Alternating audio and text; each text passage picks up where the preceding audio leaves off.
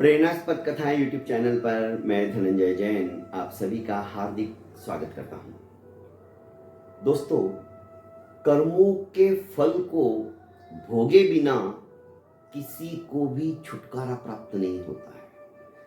इसीलिए ज्ञानियों ने और हमारे धर्म गुरुओं ने यही हमें नसीहत देते हुए कहा है कि बनती कोशिश ऐसे कर्म करो जो आपको भविष्य में, इसी जन्म में नहीं, जन्म जन्मांतरों में भी तकलीफ ना दे। छोटे से उदाहरण के माध्यम से मैं आपको अपनी बात रखने का प्रयास करूंगा, समझाने का प्रयास करूंगा। एक दीवान थे, अत्यंत संपन्न, किसी भी प्रकार का उनके मन के अंदर अभिमान नाम की चीज नहीं थी, क्योंकि जो कुछ उन्होंने प्राप्त किया था वे जानते थे मुझे सब कुछ छोड़कर एक दिन जाना है, तो जितना ज्यादा हो सके अपने दोनों हाथों से मैं लुटाता चला जाऊं, क्योंकि संसार के अंदर समाज का हमारी तरफ लेना बहुत है दोस्तों, पर हम देते कुछ नहीं है। लेते जरूर जाते हैं, देने के नाम पर हमारे हाथ पीछे हो जाते हैं। पर दीवान जी जानते थे कि सब कुछ जैसे हम आए हैं वैसे ही हम चले जाएंगे, हमारे साथ एक ढेला भी जाने वाला नहीं है। एक बार स्वप्न के अंदर पता नहीं उनको क्या हुआ और वे उठे और 5 बजे उन्होंने अपने नाई को बुलाया कि आ भाई मेरी हजामत कर दे।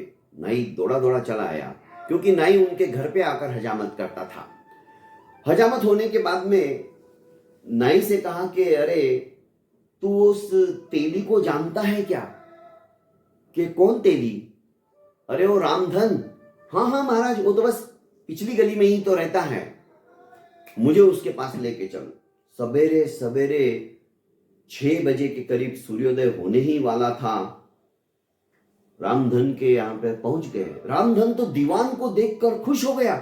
बाप रे, इतनी बड़ी महान व्यक्तिमत्व वाली हस्ती आज मेरे दरवाजे पे आई है। उसने आदर के साथ में उनको आसनस्थ किया, ठंडा जल लाया और कहने लगा हुक्म कीजिए, आदेश दीजिए, मैं क्या करूं?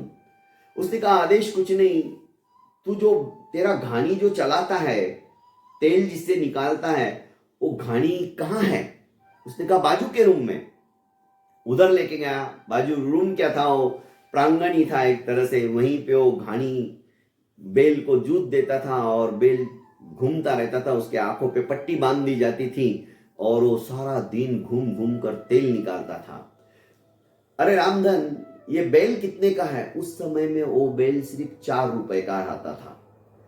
तो हुजूर, ये तो 4 रुपए का ही, और अब तो बूढ़ा हो गया है, ये इतना तेजी से नहीं चल पाता है।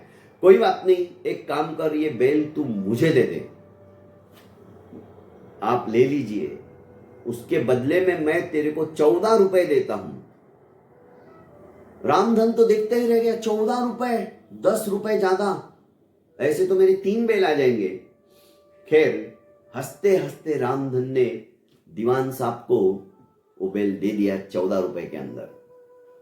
दीवान साहब उसी नाई को लेकर पहाड़ के ऊपर चलने लगे। उस बेल के साथ साथ बेल को उन्होंने अच्छे से धुलाया, नहलाया, और वहां पर एक शिव मंदिर था। नाई बोलने लगा हुजूर, यहां तो शिव मंदिर है, आप कहां लेके जा रहे हो? हाँ, वहीं पे लेके जा रहा हूं।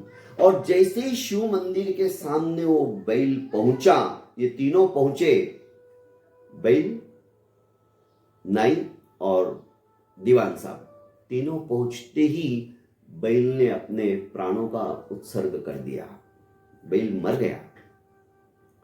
नाई सोचने लगा ये क्या विडंबना है, कैसे हुआ? तब नाई मुंह लगा हुआ था और दीवान साहब नाई से सब कुछ बताते रहते थे। नाई ने कहा कि मेरे पिताजी मेरे स्वप्न के अंदर आए और कहा कि तू तो यहाँ पर दीवान बन गया है, ठीक है, तू कर्म अच्छे कर रहा है, पर मैं भुगत रहा हूं, उसका क्या? तो मैंने कहा पिताजी आप क्या भुगत रहे हो? अरे बोले, रामधन के वहां पर मैंने उससे 14 रुपए लिए थे और वो 14 रुपए आज की तारीख तक मैं फेड नहीं पाया हूं, इसीलिए उसके यहाँ पर घानी में जूतता हूं और तेल निकालने का काम कर रहा हूं। पर मेरा अब अंतिम समय आ गया है, तो तू एक काम कर, 14 रुपए का उसको भुगतान कर दे और मेरे को वहां से छुड़ाकर मेरे को भगवान शंकर के दर्शन करा दे। बस मेरा अंतिम समय आ चुका है, क्योंकि वो कर्मों को भोगे बिना मेरा छुटकारा नहीं होने वाला है। अगले जन्म में वापस कुछ बन के आना पड़ेगा। रामधन से बैल लेने की बात, वो उसके पिताजी है बैल बन के आए हुए। जब उस नाई ने, नापित ने सुना तो आश्चर्यचकित हो गया।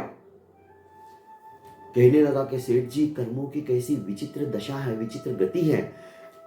इसीलिए नाई को बोलते हुए दीवान साहब बोले कि जिंदगी के अंदर कभी भी किसी के हृदय को आघात भी पहुंचे ऐसा काम मत करो।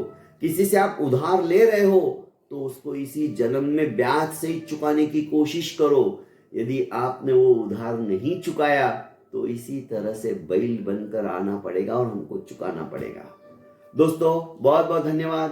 प्रेरणास्पद कथा यूट्यूब चैनल को आप लाइक कीजिए, सब्सक्राइब कीजिए और ज्यादा से ज्यादा इसे शेयर कीजिए। कर्मों की गति सचमुच में बड़ी विचित्र है।